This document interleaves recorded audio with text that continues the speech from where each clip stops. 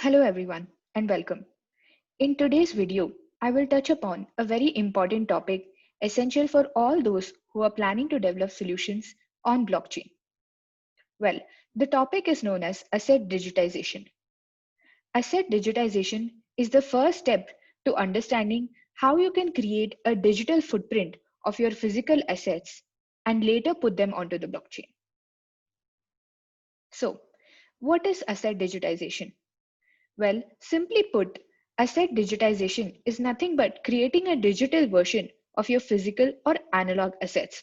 For example, the paper documents that we hold today, we are already starting to create a digital footprint of those. Other assets could also include creating physical assets into digital footprints, right? And these could be tradable goods in supply chain, or it could be any other physical asset to which a barcode is attached, for example, right? The barcode becomes the digital footprint of that asset. Let's see what is asset digitization and how does it happen, right? This slide talks a little bit more about what is asset digitization and what is the process involved. So if you see the clockwise direction on my screen, physical assets having a digital footprint is the first step to asset digitization. If you put your assets on the blockchain, ownership rights can be transferred digitally, right, over the blockchain. That is one of the processes in digitizing your assets. The third is that real world assets can be represented by digital tokens, right? So, to summarize, the rights to an asset can be converted into a digital token on a blockchain. The ownership rights can be transmitted and traded on a digital platform. Real world assets on the blockchain can be represented in the form of tokens for you to trade. Well, let's see asset tokenization with an example. We spoke about digital assets being represented as tokens on the blockchain. Let's take an example and see how that happens. What is tokenization? Tokenization is a method to convert ownership rights in an asset into a digital token. For example, if you have an asset that is worth $200,000, right, it can be converted into 200,000 tokens, where each token is equivalent to 0.0005% share of the asset. Now, what happens in a scenario where you have an asset, but the asset as a whole cannot be traded at the same time and is too expensive to trade? In that case, you can have people invest in your asset part by part, right? By converting it into tokens, where tokens can be issued on any blockchain platform that can support smart contracts. For example, Algorand. Algorand is a blockchain platform which supports Algorand standard assets where you can create your own assets and then tokenize them. What happens when assets are tokenized on a blockchain platform? When a user buys one token, it means that they buy 0.005% of the asset's ownership. If someone buys 80,000 tokens in this example case, they own 40% of the asset. If they buy all the 200,000 tokens, then they become 100% owners of that property. How do we digitize the assets? Let's understand three steps that come in the digitization of the assets. First is identify why do you want to digitize, right? And what are the different benefits of digitizing your assets? One could, of course, be creating a trace, right? Creating a digital footprint as we go and eliminating all the physical and analog footprints, right? Of course, for all the physical products, we cannot eliminate the entire physical footprint because they are products that are being transferred. For example, a bottle of shampoo, right? You cannot eliminate the bottle of the shampoo because that's the product that you're using, but you can create a digital footprint to get insights as to how the bottle of shampoo is being sold and how is it being used across the globe, right? So these are some insights that you can get by having a digital footprint of that product. So first of all, identify why digitization. It could be to trace your different customers. It could be to understand the quality of the product, whether the customers are liking the quality of the product and whether they are able to give feedback on that. And of course, to derive insights from the data that you collect by digitizing the asset. The second is understanding how you can digitize the asset. Assets like documents or paperwork, contracts are fairly more easier to digitize than physical products themselves. In order to understand how you can attach a physical entity to that product, for example, RFID sensors or other chips that can detect or that can create that digital footprint, right? You need to understand what is needed to create that. It could just be a simple barcode as well, right?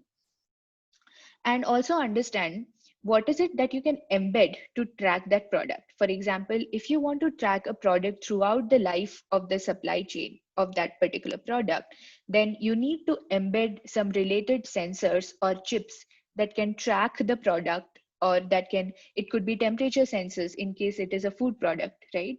And you want to get data from there, from the temperature sensor, whether that particular food product is spoiled or not spoiled throughout the life cycle of its supply. The third and the most important is to digitally register and activate the ID that you have associated with your product, right? Each product will have a digital footprint. That's the aim, right?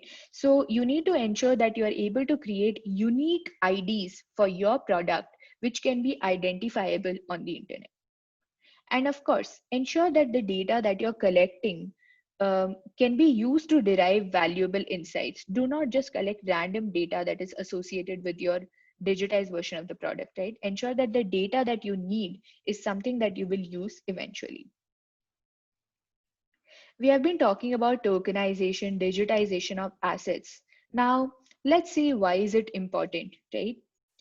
Quickly to summarize in 3 points, the three factors that come into play when it comes to digitization of assets or tokenization on blockchain is increased liquidity, right? Reduced costs and faster settlement. So in our scenario, when we in our example scenario where we told that there's an asset which is $200,000 worth, right? In case it is tokenized and put on blockchain, in order to invest in that asset, there is an ability to make it global, right? A lot of people across the globe can invest in that asset once it is available on a public platform, right? And there is faster settlement because on a blockchain, if you choose the right blockchain platform, you can have faster transactions and therefore faster settlement. And there is increased liquidity of the asset as well. So why blockchain for tokenization, and what are the advantages that blockchain provides? The first is, of course, an immutable record, right? So the state of your asset and the digital footprint that you create, which tracks the different things related to your asset, will be immutable once it is present on the blockchain. If you use a public and permissionless blockchain platform, there is a public distributed ledger that is available to everyone, which gives information about that digital asset. The third and the most important is that once an asset, a digital asset is created on a blockchain platform, there are no territorial barriers to work with the digital asset. People across the globe can buy the tokens, can invest in the tokens if they believe in that asset and if they want to work with that digital asset, right? Fractional ownership, a very interesting theory, right? For example, if you have a home that costs $200,000, right? And if you just put the home out there for investment, right? Or rather, let's say you have a piece of land which is available for investment, right? And it's extremely expensive, say it is $200,000, and people don't have that much money to invest as a whole to buy that land. But the tokenization process allows you to invest fractionally or own fractionally parts of the land.